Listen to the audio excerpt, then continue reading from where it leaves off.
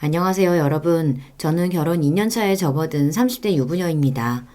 지금은 첫 아이를 가져서 특별히 더 몸가짐에 유의하며 태교에 전념하고 있어요. 결혼 이후로는 다니던 직장 정리하고 전업주부로 지내며 집안일을 도맡아 하고 있습니다. 결혼 전까지만 하더라도 살림이 쉽지 않은 일이라는 것을 머리로는 알았지만 직접 경험해본 가정주부의 삶도 그렇게 쉽지만은 않더라고요. 저희 엄마께서도 저희 키우시면서 평생을 가정주부로 지내셨는데요. 집안 구석구석 그리도 손 가는 데가 많고 신경 쓸 일이 많은 줄 진작 알았더라면 시집 오기 전에 엄마 일도 좀 더 잘 도와드릴 걸 했다는 후회가 들기도 합니다. 이래서 제가 스스로 겪어봐야 다른 사람 입장도 이해하고 철이 좀 드는 모양이에요. 저희 부부는 물론이거니와 양가 어르신들 모두 발에 맞지 않던 손자 소식이었기에 요즘은 다들 제게 그 어느 때보다 더 큰 애정과 관심을 쏟아주시며 양가 어르신들의 사랑에 몸둘 바를 모를 지경입니다. 이렇듯 지금은 저희 친정과 시댁 가릴 것 없이 다들 제게 잘해주셔서 임신으로 몸은 다소 불편할지언정 마음은 편히 지내고 있어요. 하지만 그렇다고 해서 제가 결혼 이후로 항상 이렇게 마음 놓고 지낼 수 있었던 것은 아니었어요. 결혼해서 남편은 그렇다 치더라도 남편이 아니었으면 가족이 될 일이 없었을 사람들과 부대끼며 지내게 되었습니다. 결혼해보신 분들이라면 다들 제가 무슨 말을 하는지 이해가 되실 거예요. 여러분들도 결혼하고 나서 생긴 가족들 때문에 크고 작게 마음 쓸 일이 생기셨던 경험 아마 한 번쯤은 해보신 적 있으실 거예요. 저 같은 경우에는 제 바로 손 위 동서인 형님이 스트레스의 주요한 원인이었습니다. 동서! 사람이 어떤 사람들하고 어울리고 뭘 걸치고 사는지에 따라 사람 사는 형편이 갈리는 거야. 동서가 아직 젊어서 잘 모르나 본데 같이 말 섞고 몇 번 어울린다고 해서 꼭 같은 카테고리에 묶일 수 있는 사람들이 아닌 거라고. 내가 인생 선배로서 동서 같은 사람이 아무 데서나 들을 수 없는 귀한 팁 하나 알려주는 거니까 새겨 듣고.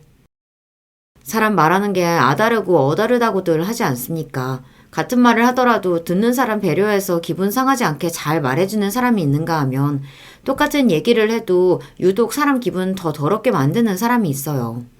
제 형님이라는 사람이 바로 후자에 해당하는 사람이었습니다. 입만 열면 자기 자랑에 콧대는 어찌나 높은지 옆에서 보고 있자면 기가 찰 노릇이었어요. 뭐 형님이 저렇게 자기 잘난 맛에 사는 근거가 아주 없는 건 아니었습니다. 형님 직업이 의사입니다. 대한민국에서 가장 공부 잘한다는 수재들 중에서도 손에 꼽히는 사람들만이 가질 수 있는 직업이다 보니 의사라는 직업 가졌다는 이유로 자부심 넘치는 인생을 살고 있다는 것까진 이해하지 못할 바가 아니라고 생각합니다. 그리고 형님이 그리 콧대 높게 굴 수 있었던 데에는 사회의 탓도 있지 않겠어요.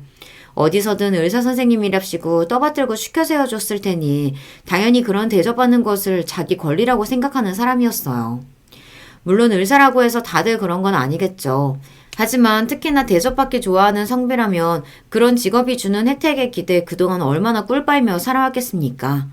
나름대로 한국 사회에서는 기득권층이라고 불릴 정도이니 지금껏 형님께 듣기 싫은 소리 할 만한 사람도 그다지 많지 않았겠죠. 하지만 그건 그거고 그렇다고 해서 다른 사람들 함부로 대하는 게 잘하는 짓은 아니잖아요. 형님이 의사라고 해서 제가 그거 고려해가며 다 받아줄 이유도 없는 거고요. 그렇지 않나요? 이야기는 제가 처음 저희 남편한테 시집갈 무렵으로 거슬러 올라갑니다. 변호사로 일하고 있는 남편은 저와는 고등학교 동창 사이예요. 학교 졸업하고 한참을 어찌 사는 줄 모르고 각자의 인생을 살다가 우연히 동창회에서 다시 만나게 된 것이 저희 결혼의 계기가 되었습니다. 어릴 적에도 항상 성실하게 공부하며 모범생이었던 남편의 바른 성격 탓에 좋은 인상을 가지고 있었어요. 사회생활 시작하고 흔히 돈 잘 번다는 사짜 직업을 가지게 된 이후에도 여전히 예전의 순수하고 바른 모습을 그대로 간직하고 있던 남편이었습니다. 그런 남편과 1년여간 길다면 길고 짧다면 짧은 연애 기간을 거친 후 결혼을 결심하게 되었죠. 그때 저는 한 기업의 홍보팀에서 근무하고 있었습니다. 원래부터 광고 쪽 일에 관심이 많았어요. 아무래도 그때그때 유행에 민감한 일을 하다 보니 다른 부서보다 특히 야근도 많고 외근할 일도 많았습니다. 가끔은 잠이 모자라고 체력이 따라주지 않아 버거울 정도로 업무량도 많은 편이었죠. 연애 기간 내내 남편이 출퇴근 시간마다 저를 열심히 태워다 나르며 겨우 얼굴을 봐야 할 지경이었습니다. 경아봐, 고마워. 너도 사무실에 일 잔뜩 쌓여 있어서 바쁠 텐데 항상 나 이렇게 데려다 주느라 30분은 더 일찍 나와야 하잖아. 나 좋아서 하는 거니까 고맙다고 할 필요 없어. 네 얼굴 안 보면 아쉬운 건 나니까. 말 한마디 예쁘게 해주는 남편과 하루빨리 같이 살고 싶은 마음이 들더라고요. 무엇보다 계속 지금처럼 바쁘게 일했다가는 저 사람 얼굴 볼 시간 짬도 내기 어렵겠다 싶었어요. 이럴 것 같으면 차라리 같이 살기라도 하면 적어도 퇴근한 이후에는 얼굴을 실컷 볼 수 있겠지 싶었습니다. 다른 사람들 듣기에는 다소 철없는 마음으로 결혼을 결심하셨다고 생각하실지도 모르겠어요. 하지만 매일 같이 얼굴 보고 싶은 사람과 평생을 함께할 약속을 하는 것, 저는 그건 역시 결혼할 만한 이유로 충분하다고 생각했어요. 저희 친정부모님 같은 경우에는 당신들께서도 연애 결혼을 하셨고 제 위에 오빠도 자기 좋다는 사람과 결혼한 걸 이미 흔쾌히 허락하셨습니다. 애초에 자식들 선택으로 결정한 일에 대해 심각한 문제가 있는 게 아니라면 항상 존중해 주시던 분들이셨어요. 거기다 남편은 선한 마음씨처럼 인상도 좋은 편이었습니다. 대단한 미남은 되지 못하더라도 첫인상에서 호감을 주기 쉬운 얼굴이었죠. 특히나 저처럼 젊은 여자들보다는 부모님들 호감을 살 만한 건실해 보이는 인상이었습니다. 워낙 제가 사랑의 콩깍지가 씌어 남편 칭찬을 실컷 해두어 미리 밑밥을 깔아놓기도 했고 시종인간 차분하고 침착하지만 예의 있는 태도로 어른들을 대하는 남편 태도에 저희 친정 부모님께서도 남편을 썩 마음에 들어 하셨어요.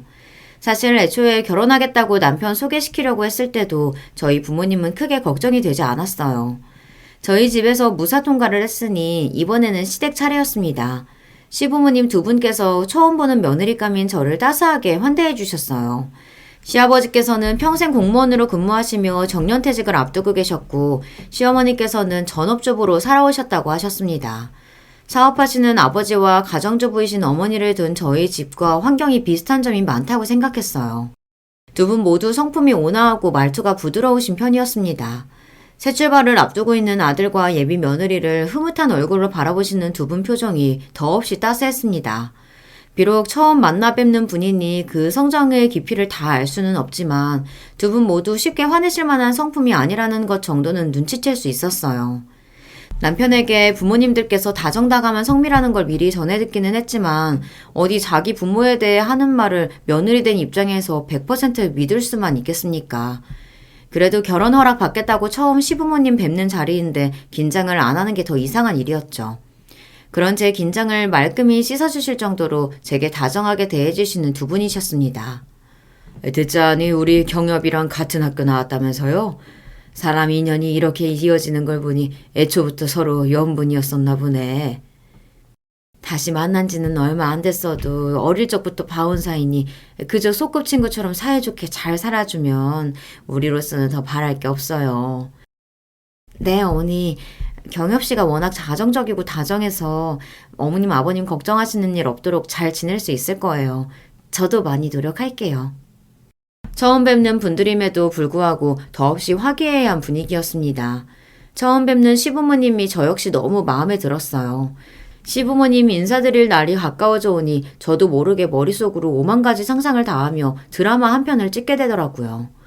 혹시나 유별나신 분들이셔서 괜히 엉뚱한 꼬투리라도 잡히지 않을까. 모진 시집살이에 결혼이고 뭐고 엎어지면 어쩌지. 혼자 망상의 나래를 펼쳤던 것이 일이 흡족한 현실로 돌아왔으니 그럴만도 했습니다. 제가 좀 엉뚱한 상상력이 풍부한 사람이거든요. 그런 걱정을 말끔하게 씻어줄 만큼 좋은 분들을 시부모님으로 맡게 되었으니 나만 잘하면 문제될 게 없다는 생각이었어요. 이렇게 양가 부모님들은 모두 만나 뵈었고 그러면 또 남아있는 게 다른 가족들과의 대면 아니겠습니까? 저희 오빠 부부와는 이미 연애하면서도 남편과 함께 식사 자리를 여러 번 가져본 적이 있었어요. 저희 오빠가 워낙 부침성이 좋고 활달한 편이어서 저희가 말하기도 전에 먼저 초대를 받았거든요. 그렇게 여러 번 집에 초대도 받고 교류를 이어오다 보니 벌써 남편과 친정오빠는 제법 편한 사이가 되어 있었고요. 그렇게 남편은 저희 친정 식구들을 벌써 다 만나보았지만 저는 아직이었습니다. 남편은 이 형제 중 막내입니다. 형님께서 한 분 계신데 남편보다 9살이 많다고 하셨어요. 똑같이 손 위로 남자 형제가 있어도 오빠와 저는 2살 터울이라서 저렇게 나이 차가 많이 나는 형님은 조금 어렵게 느껴지기도 했습니다. 형님분께서는 결혼하셨다고 했지? 조카도 하나 있고 결혼한 지 이제 한 10년쯤 되어 가려나. 그러면 손익형님 되실 동서분이랑도 가깝겠다. 시집 오신 지 벌써 10년이라고 하니까. 형수님은 워낙 바쁘셔서 그런가 어떻게 자주 얼굴 볼 일이 없어. 아, 직장 생활 하셔? 아니, 직업이 의사셔. 개원하신 지 한 4, 5년쯤 됐을 거야. 와, 의사 며느리라니. 형님분도 능력이 대단하실 것 같은데? 아니야. 우리 형은 그냥 평범하게 직장 다니는 사람이야. 형수님이랑은 연애 결혼하셨고. 시부모님께서 두 분 다 좋은 분들이시긴 하지만 집안 자체는 평범한 편이거든요. 시아버지께서 공무원이라서 안정적인 직장을 가지고 계시긴 하지만 직급이 높으신 편도 아니었고 거기다 외벌이이기도 하셨고요. 공무원 연금이 있으니 노후 준비는 되어 있다고 들었지만 남편에게 전해 듣기로는 시할아버지나 시어머니 친정 쪽에서 넉넉하게 재산 물려줄 만한 형편도 아니셨기에 그저 남편 벌어오는 월급 알뜰하게 아껴가며 살림하셨다는 시어머니셨습니다. 좋게 말하면 성실하게 살아오신 분들이셨고 대놓고 말하자면 그리 재산 있는 집안은 아니라는 소리였습니다. 보통 직업이 의사이신 분들은 아무래도 비슷한 직업을 가진 분들이시거나 부유한 집 자제와 결혼하는 경우가 많잖아요. 저만 해도 지인 중 직업이 의사인 친구는 똑같이 의사 남편 만나 결혼했거든요. 얘기 들어보니 아무래도 주변의 인맥들이 비슷하다 보니 그런 경우가 흔하다고 하더라고요. 형님 부부처럼 일반 기업에 근무하는 회사원과 의사가 결혼하는 사례가 그리 흔한 편은 아니잖아요. 거기다가 아주버님 되실 분이 대기업 사원이신 것도 아니고 중소기업 다니는 걸로 알고 있었어요. 그래서 훨씬 조건 좋은 분들 만날 기회가 있었음에도 불구하고 아주버님과 결혼하셨으니 두 분 애정이 참 깊은가 보다 하고 생각했습니다. 남편을 통해서 온 시댁 식구들과 식사하는 자리에 초대를 받게 되었어요. 드디어 말로만 전해 들어 궁금해하고 있던 아주버님과 예비 동서를 만날 수 있다는 생각에 기대가 되었습니다. 이렇게 기대하는 제게 조금은 걱정스러운 표정으로 말하는 남편이었어요. 이수야, 내가 혹시나 싶어서 미리 이야기하는 건데 혹여 우리 형수님이 말씀을 조금 뾰족하게 하시더라도 그냥 그러려니 하고 넘겨줬으면 좋겠어. 왜? 형님이 나 별로 마음에 안 드신데? 아니, 본 적 없는 사람을 마음에 들고 안 들고가 어딨어. 그냥 평소에 형수님 말씀하시는 게 조금 직설적인 편이셔. 그래도 지금까지 딱히 선을 넘거나 하신 적은 없는데 내가 그냥 혹시나 싶어서 노파심에 하는 얘기야. 그래, 알았어. 시부모님 처음 만나러 갈 때와는 다르게 미리 경고까지 하는 남편 말에 신경은 좀 쓰였지만 어차피 시부모님도 아니고 처음 만나는 손윗동서와 그렇게 크게 대화 나눌 일이 있을까 싶었습니다. 그리고 저도 저희 친정오빠 못지않게 사람들 대하는 데에는 자신이 있는 편이었거든요. 보통 첫 만남에서 다른 사람들과 어울리는 것을 어색해하거나 다소 모난 부분이 있는 사람들일지라도 변죽 좋게 잘 어울리는 편이었습니다. 어차피 처음 보는 사람인데 제게 악감정을 가지고 있지는 않을 테니 그 정도면 친해지는데 크게 무리가 있을 거라고 생각하지 않았어요. 그렇게 아주버님 내외와 처음 만나게 되었습니다. 어머, 반가워요. 나 도련님 형수 되는 사람이에요. 아, 반갑습니다. 말씀 많이 들었어요. 어머, 도련님이 내 얘기를 다 했어요? 확실히 처음 만난 예비동서, 그러니까 지금의 형님은 다른 시댁 식구들과 분위기가 이질적이기는 했습니다. 다른 분들께서 다들 저를 따뜻하게 맞아주시긴 했지만 성격 자체가 말씀이 그리 많으시거나 활달해 보이지는 않으셨거든요. 그런데 형님 한 사람이 있다는 것만으로도 분위기가 시끌벅적해진 시댁이었습니다. 집안 어르신인 시아버지와 시어머니께서 자리하신 곳임에도 불구하고 현님 목소리가 월등하게 더 클 지경이었어요. 한눈에 보아도 어떤 모임에서든 가장 앞장서서 나서는 유형이라는 건 쉽게 알아볼 수 있었습니다. 처음 제게 인사를 건네던 태도도 아주 자신감이 넘쳤어요. 스스로의 능력에 대해 자부심이 넘치는 사람 특유의 당담함 같은 것이 느껴졌습니다. 저는 그 모습도 마음에 들었어요. 시댁 식구들께서 다들 좋으신 분들이시지만 다소 소극적인 면들이 있는 가족들이니 저렇게 분위기를 주도할 수 있는 사람 하나쯤 있는 것도 괜찮다고 생각했죠. 그런 제 생각이 깨어지는 데는 그리 오랜 시간이 걸리지 않았습니다. 우리 도련님이 그렇게 지극정성으로 출퇴근까지 시켰다고 하길래 내가 어떤 아가씨 데리고 올지 얼마나 기대가 컸는지 몰라요. 우리 도련님이 또 직업은 좀 좋아요? 그래서 나는 최소 같은 변호사 정도는 데려오지 않을까 싶었는데 그런 걸 보면 우리 도련님도 참 로맨시스트야. 그렇죠? 네, 그렇죠. 대답하면서도 기분이 떨떠름하더라고요. 옆에 앉은 남편 표정도 비슷했습니다. 제 옆에 앉아있는 사람을 로맨시스트로 포장하고 있긴 했지만 사실 그 말의 숨은 뜻은 제가 남편보다 조건이 월등히 떨어지는데도 이 결혼을 밀어붙인 남편에게 놀랍다고 말하고 있는 거나 마찬가지였으니까요. 뭐 사람 속으로야 무슨 생각을 하든 그걸 어찌 뭐라고 할 수 있겠습니까? 없는 데서는 나라님 욕도 한다고 하는데 제가 뭐라고요. 하지만 그걸 자기 속으로만 생각하는 것과 저렇게 겉으로 티를 내는 건 큰 차이가 있죠. 게다가 저와는 처음 보는 사이가 아닙니까? 아무리 자기 도련님 본 세월이 10년 가까이 되었으니 잘난 자기 도련님이 저에 비해 아깝게 느껴질 수 있다고 하더라도 그걸 저희는 면전화대대고 할 만한 소리는 아니잖아요.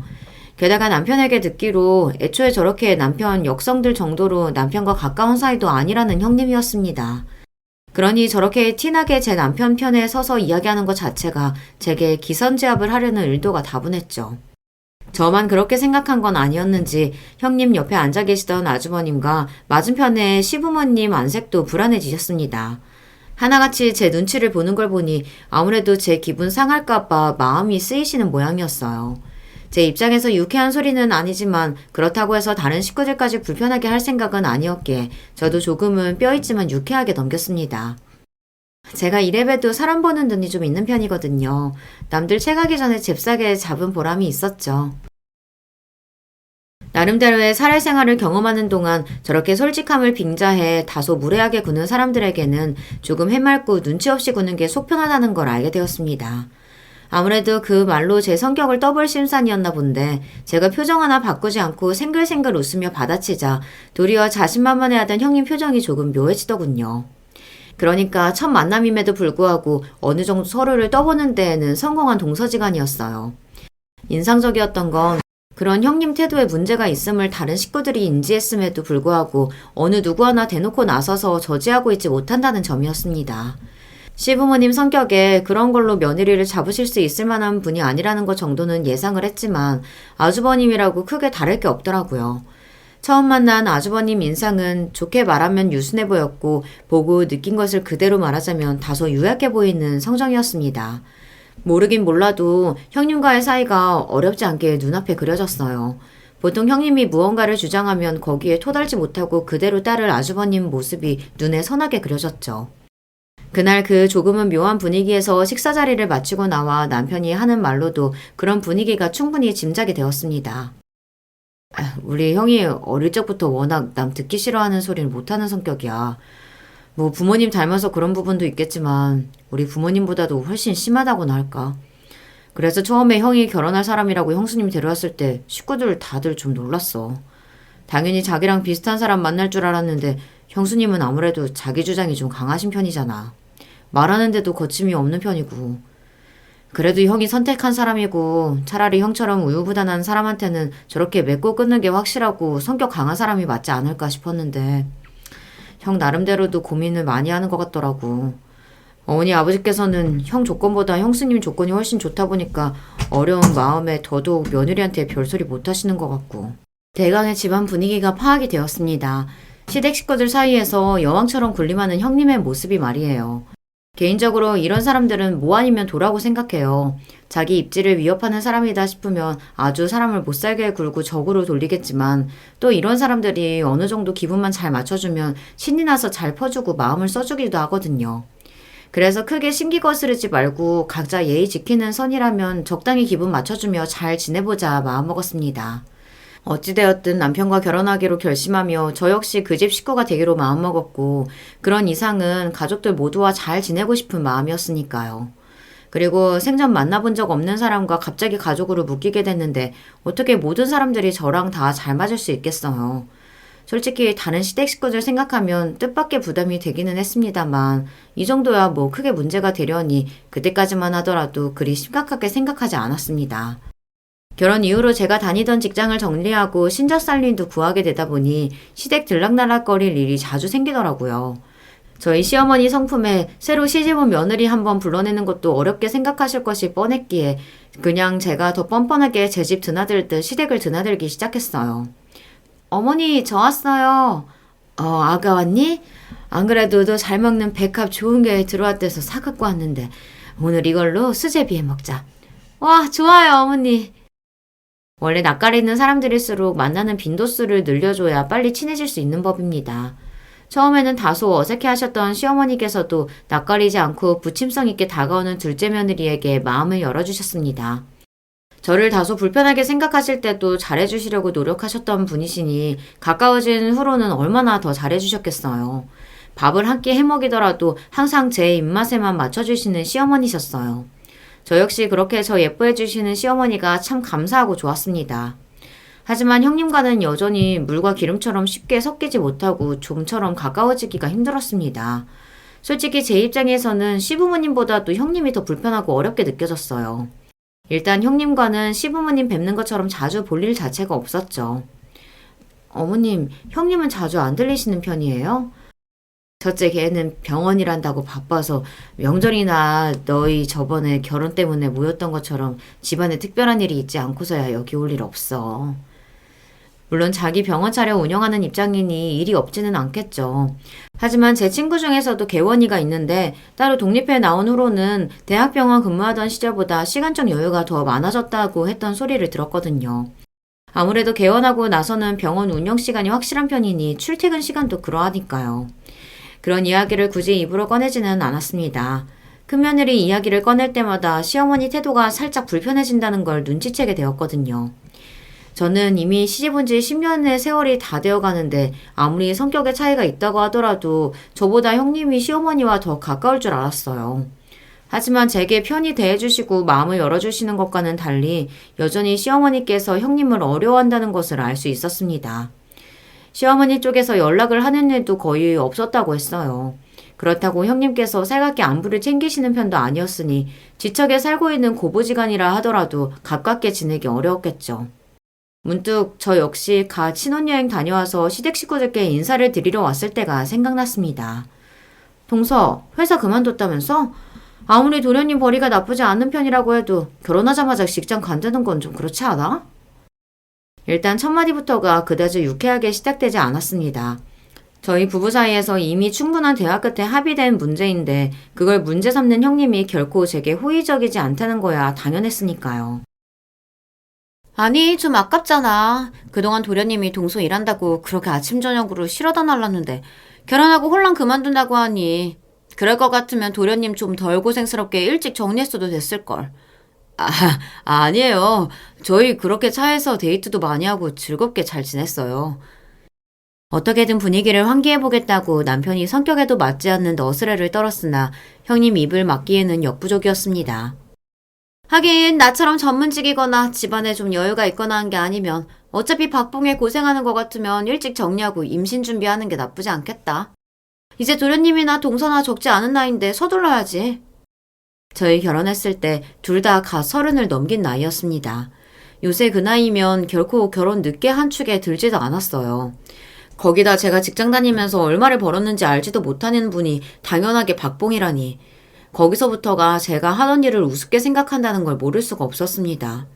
시부모님이 해도 무례할 소리를 온 식구들이 다 듣는 앞에서 저렇게 함부로 말하는 손이 동서라니. 솔직히 속으로 나이를 어디로 먹었나 싶더라고요. 저희 친정 사정이나 제 능력에 대해 아는 것이 하나도 없으면서 당연히 자기보다 못할 거라고 전제하고 하는 얘기였어요. 뭐 웬만한 월급쟁이의 월급이 의사 벌이의 비견이 되겠습니까마는 그렇다 하더라도 아무리 자기가 의사라고 저 함부로 무시해도 된다는 뜻은 아니잖아요. 결혼 전부터도 솔직히 거슬렸는데 내가 사람 착각한 게 아니라는 생각이 들었죠. 무엇보다 형님이 이렇게 제게 무례하게 구는 동안 안절부절 못하는 시부모님 모습을 보고 있자니 제가 속이 상하더라고요. 며느리임에도 불구하고 눈치를 보는 시부모님이 좀 안쓰럽기도 했고요. 무엇보다 큰 며느리가 새로 시집온 작은 며느리 기분을 상하게 하는 말을 하는데도 제대로 막아주지 못해 미안한 티를 숨기지 못하는 시어머니를 보니 더 마음이 안 좋았습니다. 솔직히 저도 저지만 이렇게나 자기 눈치를 보는 시부모 앞에서 저런 소리를 함부로 할 수 있는 건 저뿐만 아니라 시댁 식구들까지 만만하게 보니까 할 수 있는 게 아니겠어요. 처음에 여양벌 타입의 형님 대충 기분 맞춰주고 적당히 지내자던 제 생각이 단번에 날아가 버린 날이었습니다. 그리고 제가 시댁을 뺀질나게 들락거리는 동안에도 형님 코빼기 한 번을 볼 수가 없었으나 차라리 다행스러운 일이라고 생각했습니다. 어차피 만날 때마다 유쾌할 만한 일 없는 사람이라면 보는 횟수라도 최대한 줄이는 게 낫겠다는 심산이었죠. 그렇게 저 시집가고 첫 명절을 맞이해서야 다시 형님과 대면하게 되었습니다. 결혼하고 4개월 정도 남짓 정도 되는 시간이었지만 그 안에 이미 시댁 식구들과 부쩍 가까워져서 시댁을 제 집 드나들듯 거니게 되었죠. 오랜만에 만나는 손아래 동서가 시어머니와 바짝부터 도란도란 다정하게 이야기를 주고받는 모습이 형님 눈에는 다소 못마땅하게 보였었나 봅니다. 그 뾰족한 말투를 시전하는 형님이었어요. 동서, 그래도 동서 시집 온 지 얼마 되지도 않았는데 집안 어른을 너무 허물없이 대하는 것도 썩 보기 좋은 일 아니야. 우리 어머님이 워낙 남 듣기 싫은 소리 못하시는 분이라서 말씀을 못하셨을 텐데. 아니야. 둘째가 워낙 먼저 살갑게 대해줘서 오히려 내가 더 편했지. 요새는 둘째가 워낙 잘 챙겨줘서 오히려 내가 고마워야 할 판이다. 대뜸 저에게 타박하는 말에 깜짝 놀라 제 편을 들어주시는 시어머니셨어요. 당사자가 그렇게 나오니 뭐라고 더 말을 얹지도 못하고 형님 표정이 더욱 짜증스러워졌습니다.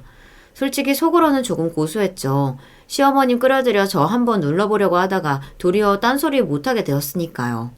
그러니까 평소에 시어머니 별로 신경도 안 썼으면서 뭐 한다고 그런 걸로 시비를 거나 싶었죠. 하지만 불만 가득한 형님이 돌아서며 다른 사람이 듣지 못하게 퉁명스럽게 내뱉은 말 한마디를 저만은 분명하게 알아들었습니다. 없는 형편에 서로 잘 통하나 보지? 시어머니의 귀에 들어갈까 무서운 말이었어요. 저도 저지만 자기 시어머니 보기를 얼마나 우습게 여기고 있으면 어떻게 시댁에서 저런 소리를 하나 싶더라고요. 저 정도면 솔직하고 당당한 게 아니라 무례함을 포장하는 것에 불과했습니다. 뾰족한 거 없이 잘 갖추고 산다는 사람이 도대체 뭐 때문에 성격이 저렇게 꼬였나 이해할 수가 없었어요. 굳이 시댁에 분란을 만들고 싶지는 않았지만 그렇다고 해서 형님과 일부러 가까워지고 싶다는 생각은 그날부로 완전히 그만두게 되었죠. 이제는 적당히 거리를 두는 게 좋겠다고 판단한 저와는 달리 대체 무슨 마음을 먹었는지 그 이후로 형님께 연락이 오는 일이 잦아졌습니다. 그 전까지는 저라는 사람이 있는지 없는지 신경도 쓰지 않던 사람이 갑자기 연락을 해오는 걸 보면 얼마 전 시댁에서 시어머니와 가깝게 지내며 사이 좋았던 모습이 아무래도 마음에 들지 않았던 게 분명하겠구나 싶었습니다. 동서, 오늘 우리 병원으로 좀 나올래? 동서 시집 온 지도 벌써 반년이 가까워오는데 내가 새로 들어온 식구한테 너무 신경을 못 썼네. 아니에요, 형님. 바쁘신 거 잘 아는데요, 뭐. 그러지 말고 나와. 내가 맛있는 거 사줄게. 또 무슨 꿍꿍이로 일어나 싶었습니다.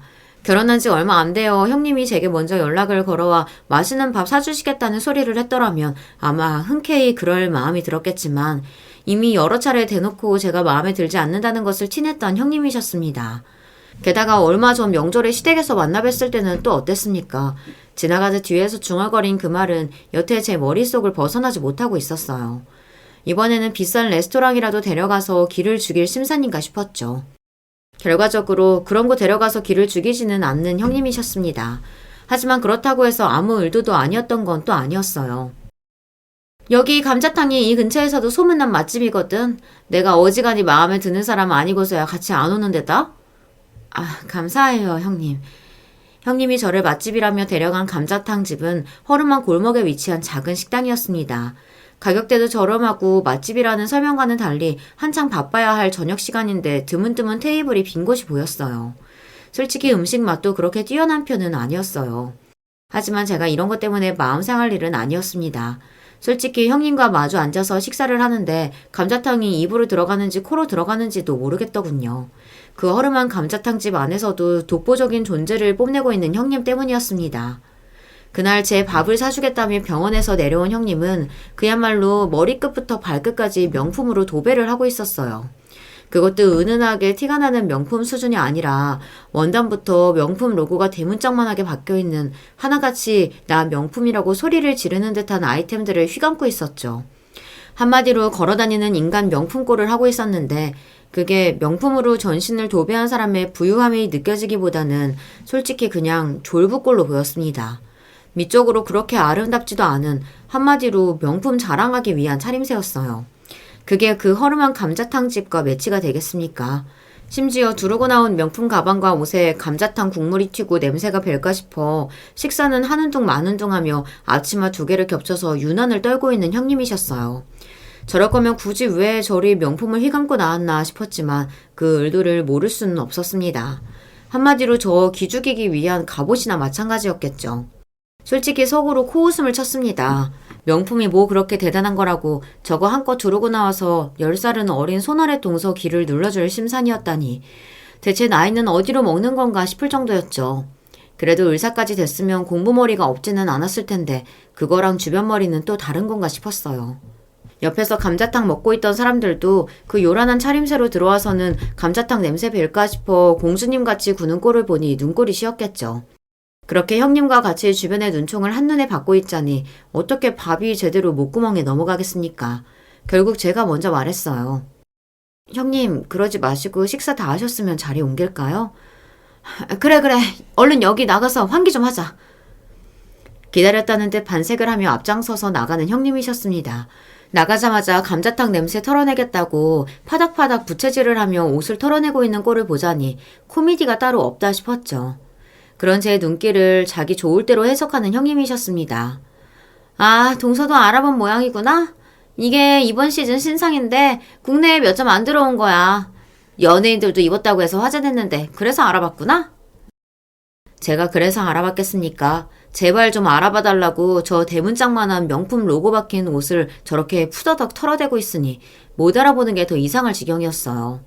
하지만 자기 꼴이 남들 눈에 어떻게 비치는지는 모르는지 여전히 신이 나서 떠드는 형님이셨습니다.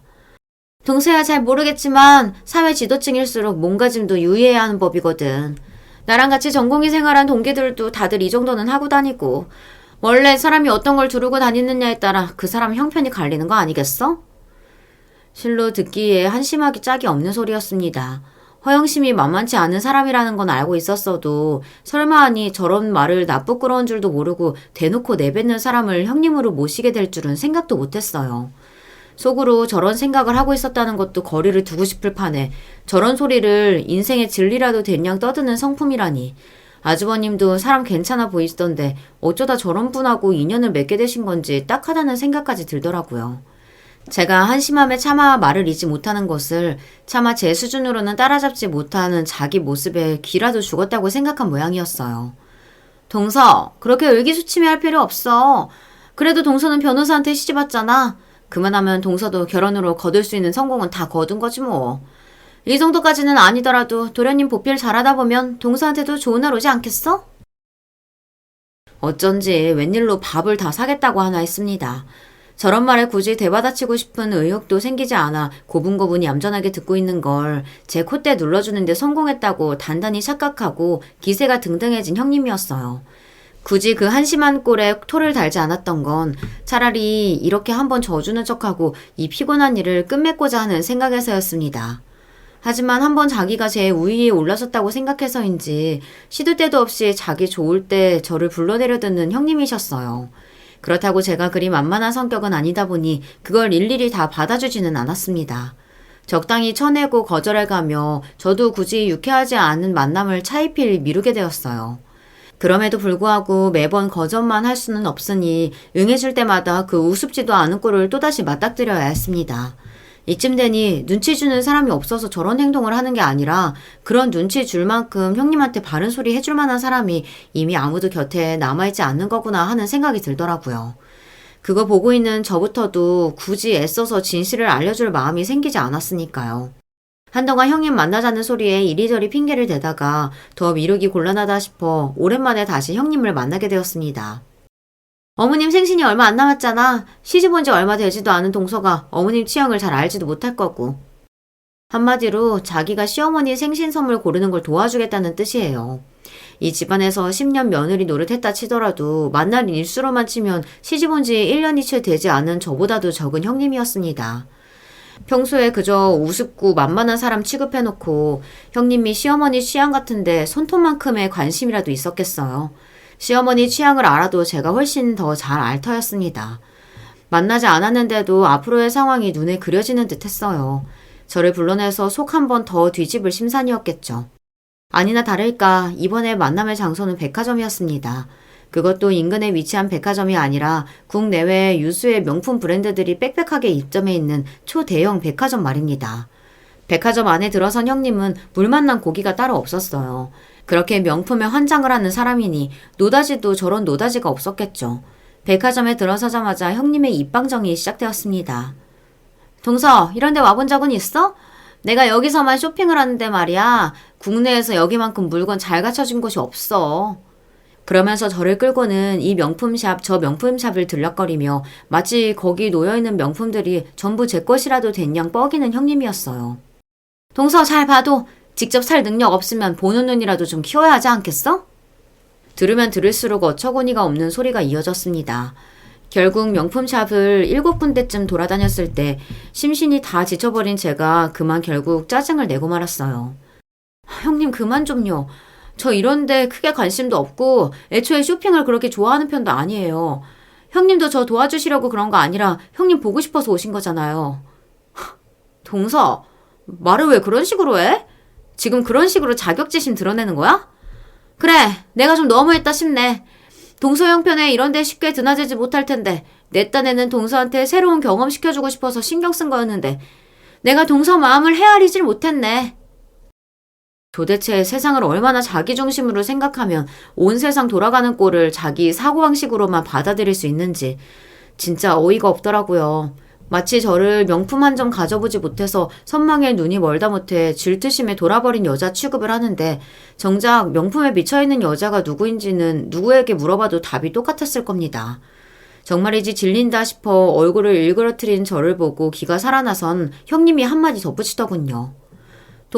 동서는 가난해서 이런 명품 같은 건 못 사봤지? 그래도 남편이 변호사인데 동서 하고 다니는 꼴을 보면 어떻게 명품 한 점 들고 다니는 꼴을 못 보겠더라? 사람을 명품샵 한가운데 세워놓고 조롱도 이런 조롱이 없었습니다. 하지만 제게는 타격이라고는 조금도 없었어요. 설마 하니 자기가 이렇게 망신 주면 제가 백화점 한가운데 주저앉아 울음이라도 터뜨릴 줄 알았나 본데 그 얄팍한 속내가 우습기 짝이 없어 그만 그 자리에서 더는 참지 못하고 푸하하 박장대소를 터뜨리고 말았습니다. 아니 동서 지금 뭐 하는 거야? 지금 내 말이 우스워?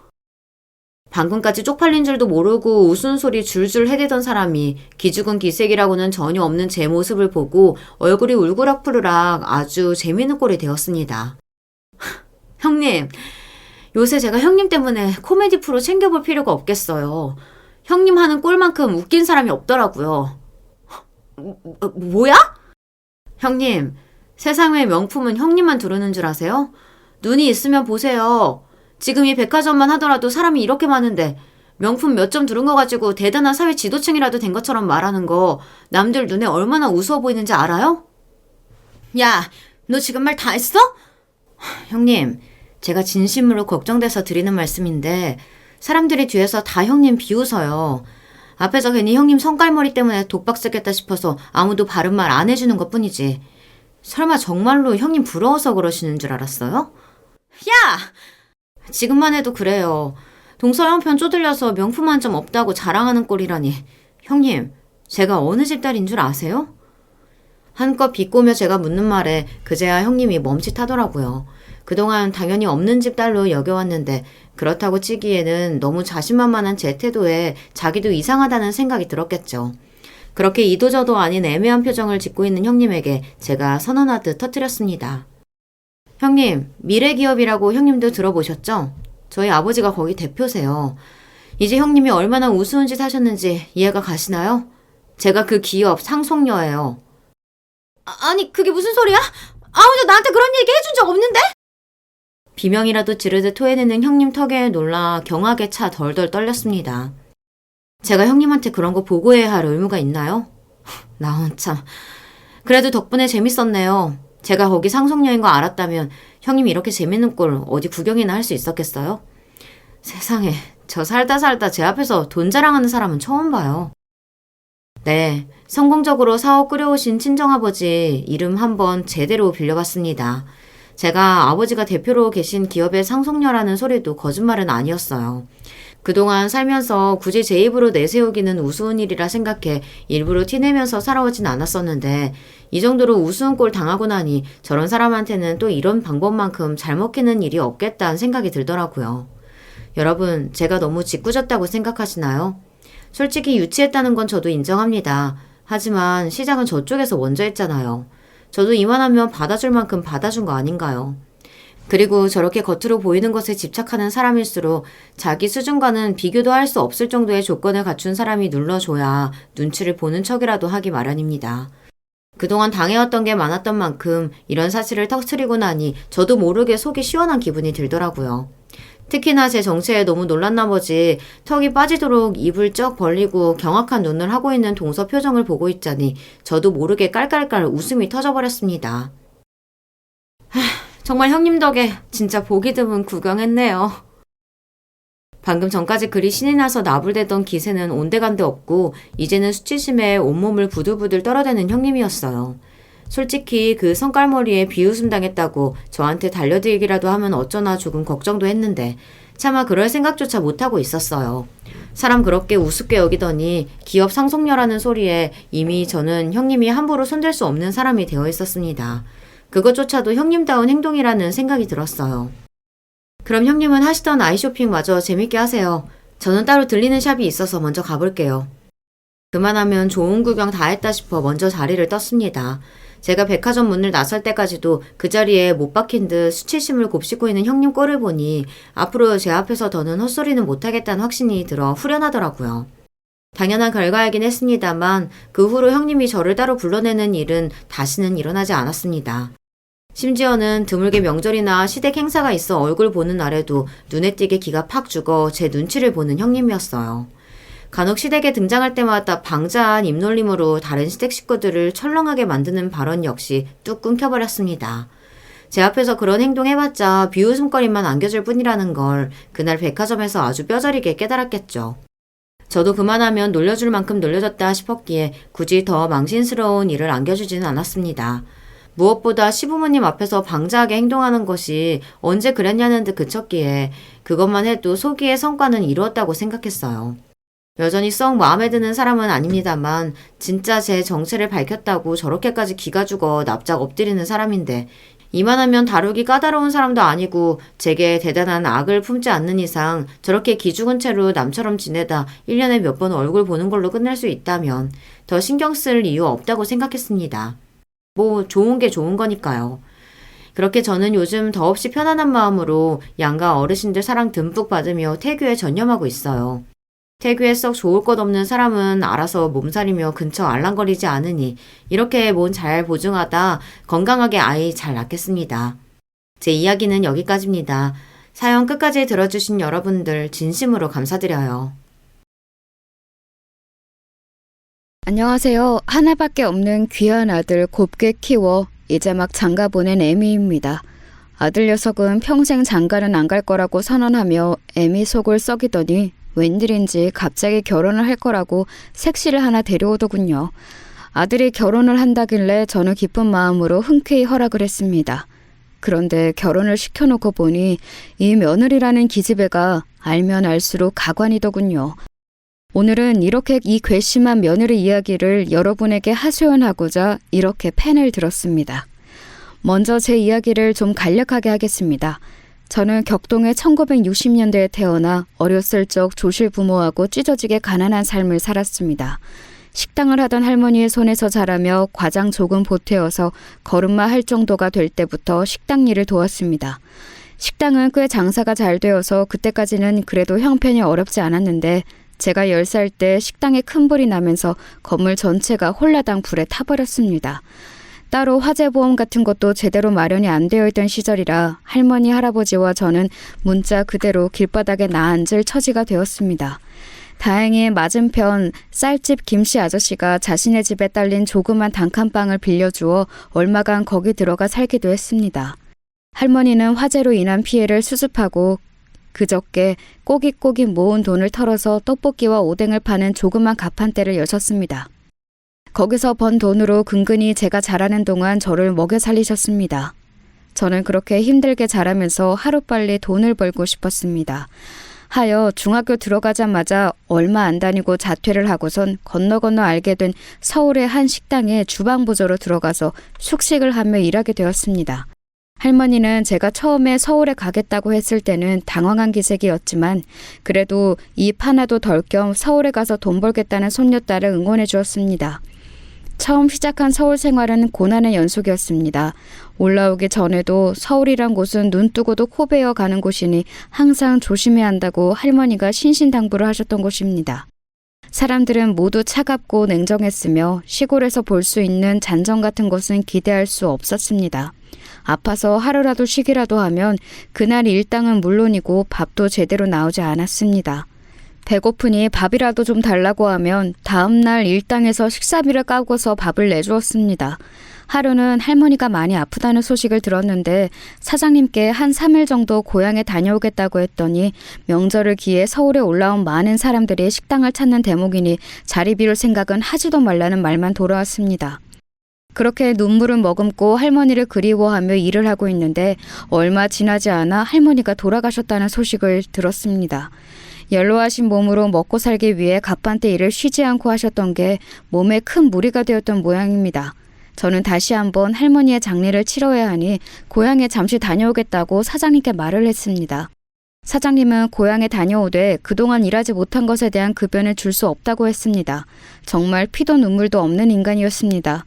할머니의 장례만 끝나면 당장이라도 그만두고 싶다는 생각이 들었습니다. 그러나 홀로 남은 할아버지에게 생활비를 보탤 수 있는 사람이 저밖에 없었고 중학교도 제대로 못 나온 제가 배운 기술이라고는 어렸을 때부터 해온 식당일 뿐이니 이대로 포기할 수도 없었습니다. 저는 정말 이악 물고 갖은 부당한 대우를 참아가며 성인이 될 때까지 꾸준히 그 식당에서 일했습니다. 다행히 그 식당에서 오랫동안 주방장으로 일했던 선생님이 새롭게 자신의 식당을 차리면서 저를 매니저로 데려갔습니다. 그때부터는 그래도 비교적 인생이 무난했습니다. 악덕 업주였던 이전 사장님과는 다르게 새로운 사장님은 인품이 온화하고 여유로운 분이셨고 한 번씩 할아버지를 보러 고향에 내려갔다 오는 것도 흔쾌히 허락해 주었습니다. 조그만 가게였음에도 꾸준히 찾아주시는 단골 손님들이 있어서 빠듯하긴 했지만 제 한 몸 먹고 사는 데에는 크게 지장이 없는 정도가 되었습니다. 그 와중에 저는 틈틈이 공부도 하여 검정고시도 보았습니다. 그리고 사장님의 배려로 야간대학도 다닐 수 있게 되었습니다. 일자무식 중졸이었던 촌년이 대학 문턱도 밟아보게 되었습니다. 그렇게 성실하게 살다 보니 결혼할 기회도 찾아왔습니다. 남편이 될 사람은 다름 아닌 사장님의 아들이었습니다. 한 번씩 아버지의 가게에 찾아와서 얼굴을 몇 번 보긴 했지만 그래도 이야기할 기회는 좀처럼 없었는데 이번에는 아예 사장님이 주선을 하셨습니다. 오래전부터 저를 며느리감으로 점지해 놓으셨다고 했습니다. 사장님은 사모님과 오래전에 사별하고 외동아들을 오랫동안 혼자 키우셨는데 그만큼 아들을 생각하는 마음이 각별하다고 하셨습니다.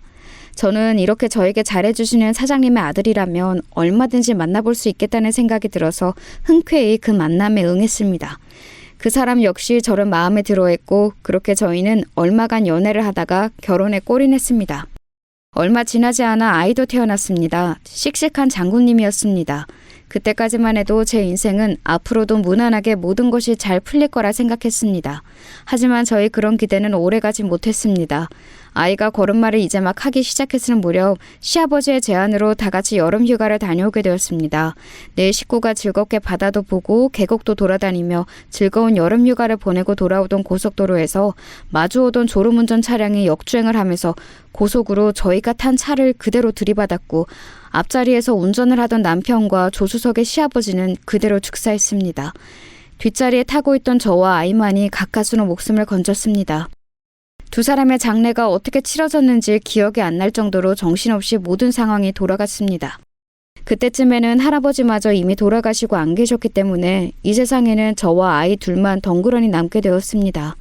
그때부터 저희 억척스러운 삶은 다시 시작되었습니다. 시아버지의 가게를 물려받아 그동안 평생 식당 일을 했던 경험을 살려 근근히 가게를 운영해 나갔습니다. 시아버지의 실력에는 못 미쳐서 예전보다 손님이 줄긴 했지만 그래도 악착같이 버텨내서 이날 이때까지 한자리에서 자리를 지키면서 장사를 하며 아들을 겨우 키워냈습니다. 아들은 평생 아빠 얼굴도 못 보고 자란 아이답지 않게 비교적 잘 커주었습니다. 사춘기 시절 가끔 엇나가기도 했지만 그래도 철이 일찍 들어서 혼자 식당일 하며 자기를 먹여 살리는 엄마의 심정을 빠른 나이에 이해해 주었습니다. 고등학교 올라와서부터는 자기가 알아서 식당 일도 돕고 하면서 부지런히 엄마 일을 도와주기도 했습니다. 그렇게 다 자란 아들이 어느새 군대를 갈 나이가 되었습니다. 처음 훈련소에 보내던 날 얼마나 많은 눈물을 흘렸는지 모릅니다. 애비 없이 자란 후레자식 소리 듣지 않게 하려고 정말 무던히도 애썼는데 그런 아들이 이제 어엿하게 자라 군대를 가게 되다니 감회가 새롭기도 하면서 잠시 동안의 이별이 너무 슬프기도 했기 때문입니다. 아들의 군 생활 2년은 순조롭게 끝나는 듯 했습니다. 그러나 아들의 군 생활이 끝나갈 무렵 아들 인생에 그리고 제 마음에 크나큰 상처를 가져다 줄 사고를 맞게 됩니다. 아들의 전역이 한 달도 안 남은 말년 병장 시절 일이었습니다. 황상훈 병장님! 환상훈 병장님? 뭐야, 자고 있는데 왜 깨우고 난리야? 저녁에 얼마 안 남은 말년 병장답게 아들은 네모반에서 늘어지도록 늦잠을 자고 있었는데 후임 병사가 그런 아들을 흔들어 깨웠습니다. 황상훈 병장님, 이번 혹한기 유격훈련에 열애 없이 모든 인원 참석하라는 지시입니다. 뭐? 야, 나 말년이야, 말년. 떨어지는 낙엽도 조심해야 될 때라고. 어느 말년이 유격훈련을, 그것도 혹한기 아니야. 나 안 해, 못해. 그게 사단장님이 특별히 이번 훈련에 참관을 하신다고 합니다. 지금 북의 도발에 계속해서 거세지고 있으니 훈련을 소홀히 할 수 없다면서 모든 인원 참석하라는 사단장님의 특별 지시입니다. 아, 또 무슨 개소리야. 북이 도발하고 말고 그게 나랑 뭔 상관인데. 나 다음 달에 전역이야. 그런 건 남은 사람들끼리 알아서 처리하라 그래. 난 무사히 집에 돌아갈 거야. 아, 안 해. 배째. 황 병장님, 저희 좀 도와주십시오. 중대장님이 특별히 훈련 열애 고려해 보시겠다고 합니다. 일단 참석만이라도 꼭 하라고 하십니다. 괜히 사단장 눈밖에 나면 고생하는 건 저희 같은 말단 병사들인 거 잘 아시지 않습니까? 한 번만 살려주십시오, 황 병장님. 아, 나 진짜 짜증나게. 알았어. 그럼 나 따라가기만 하고 훈련은 다 열애다. 감사합니다, 황 병장님. 충성! 그렇게 마지못해 마지막 훈련에 따라가게 된 말년 병장인 아들은 약속받은 대로 대부분의 훈련을 열애했지만 마지막 날 레펠 강화 훈련을 하는 날 사고는 터졌습니다. 사단장이 하필 그날 직접 훈련 감독을 하겠다면서 아들이 있던 소대에 와서 진두 지휘를 하기 시작했습니다. 기자들과 카메라들이 그 장면을 연신 찍기 시작했는데 누가 봐도 언론에 보여주기식 행사에 불과했습니다. 사단장은 아들의 훈련 열애를 하고 있는 모습을 보더니 확성기에 대고 외쳤습니다. 거기 열애 인원 누굽니까? 즉시 나와서 레펠 하강 대기합니다. 아들은 그 명령을 듣고 죽상을 있는 대로 지으면서 어쩔 수 없이 레펠 하강 훈련에 참여해야 했습니다. 병장 황상훈, 하강 준비 끝. 하강. 아들은 과거 우수한 훈련 성적으로 포상 휴가도 받고 했던 만큼 능숙한 솜씨로 레펠 하강을 시작했습니다. 그때였습니다. 황 병장님 잠깐 대기하셔야 합니다. 황 병장님! 뭐야? 뭔데? 아들이 연결하고 있던 레펠 줄이 끊어지면서 아들은 그대로 땅바닥으로 곤두박질 쳤습니다. 아시는 분들은 아시겠지만 이런 일을 대비해서 레펠을 이중으로 결속하여 추락을 방지하도록 매듭을 묶게 되어 있는데 그마저도 허술하게 되어 있었던 모양입니다. 황 병장님 괜찮으십니까? 황 병장님! 7, 8m 되는 높이에서 그대로 떨어진 아들의 의식이 제대로 붙어있을 리 만무했습니다. 이 와중에도 사단장은 카메라와 기자들을 의식했습니다. 카메라 끄세요. 카메라 꺼. 당장 끄라고. 그렇게 병원으로 황급히 실려간 아들은 계속해서 깨어나진 못했습니다.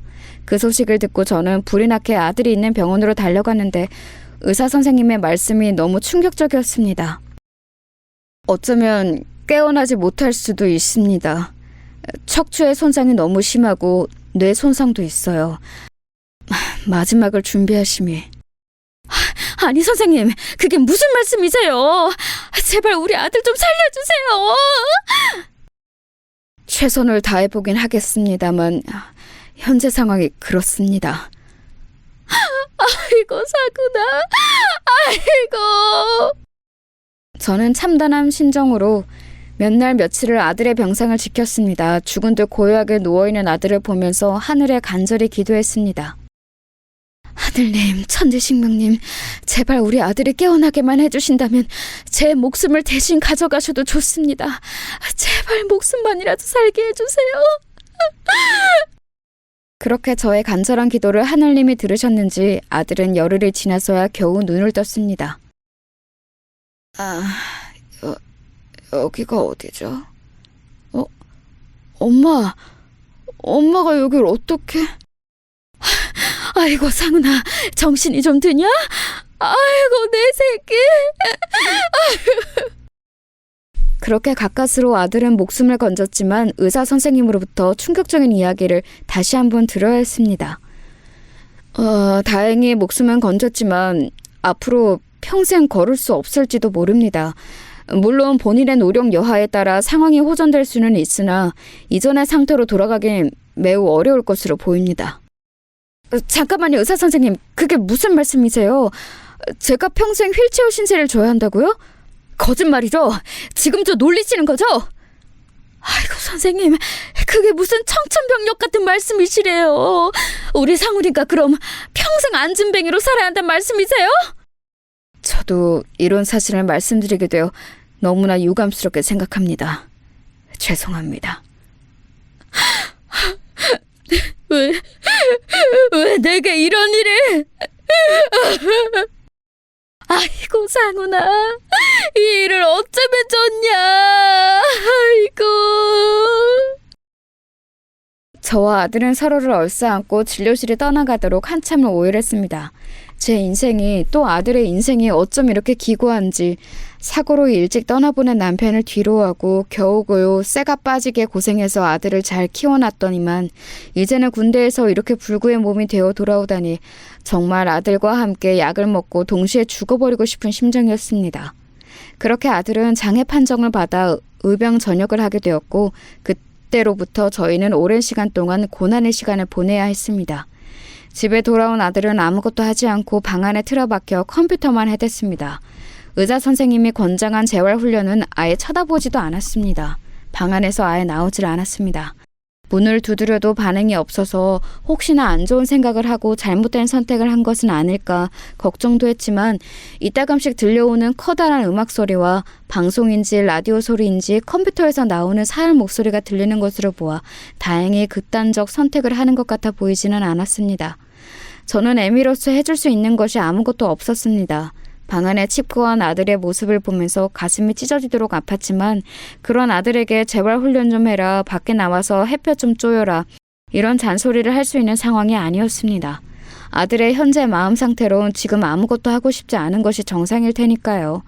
제가 아침에 밥상을 차려놓고 아들의 방문 밖에 두었다가 저녁에 일 끝나고 돌아오면 그나마 깨끗하게 비워진 밥상이 밖에 놓여 있습니다. 그것이 저와 아들이 소통하는 유일한 창구였습니다.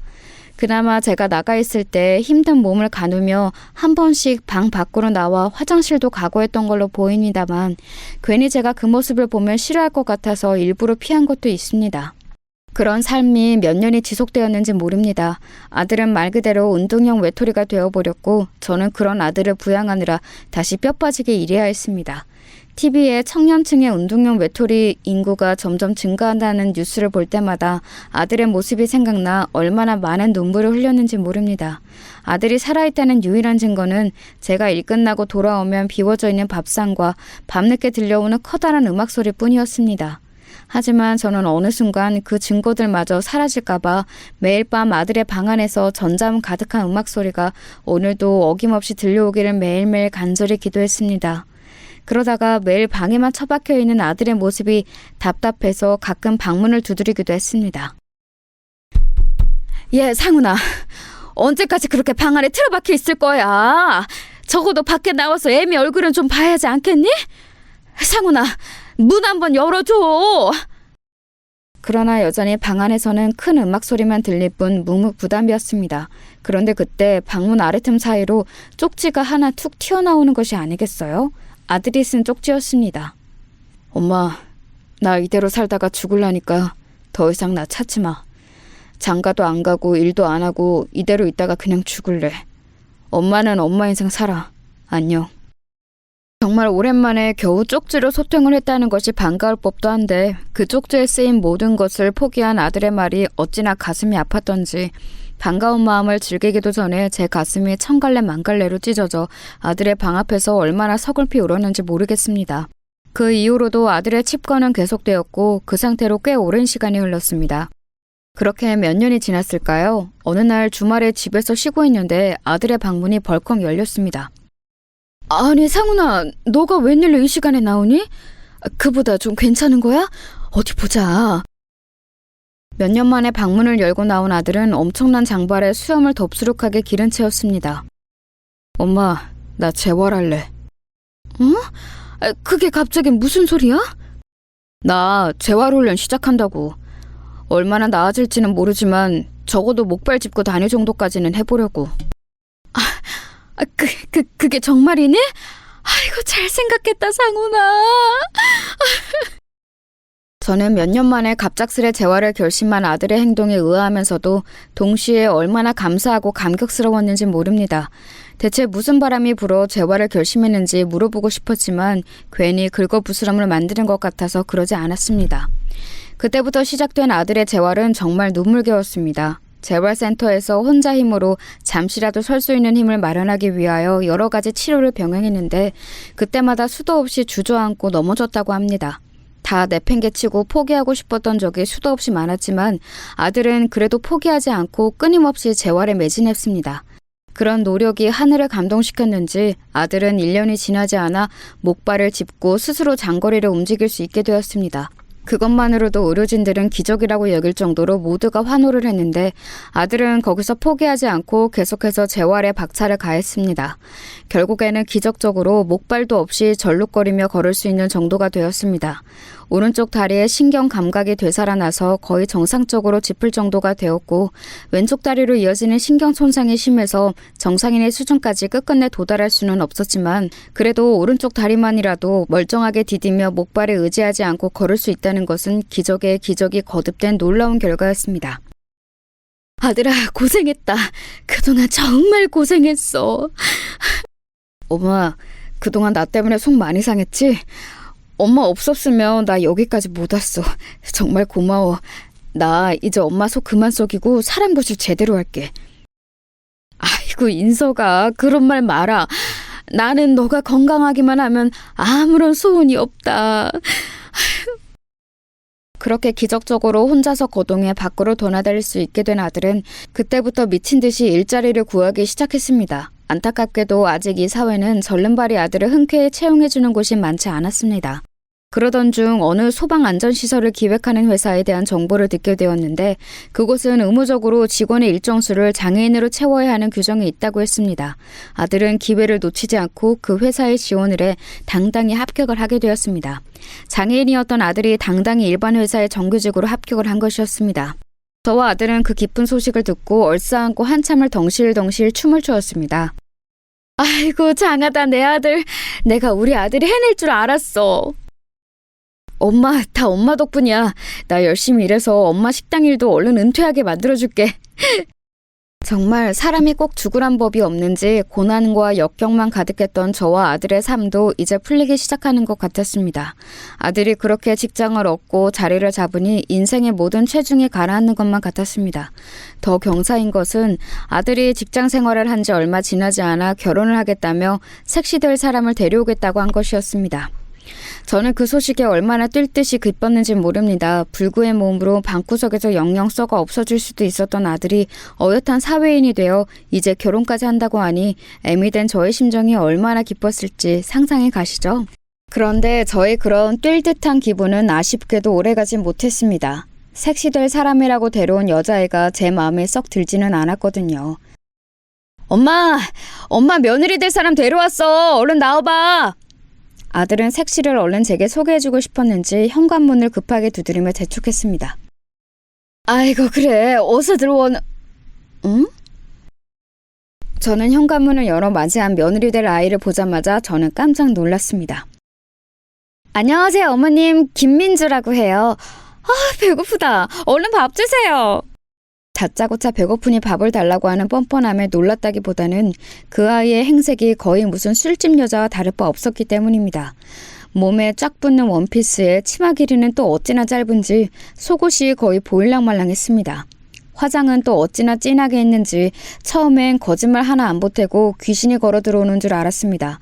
코를 찌르는 독한 향수 냄새는 그런 며느라이의 첫인상을 더욱 안 좋게 만들었습니다.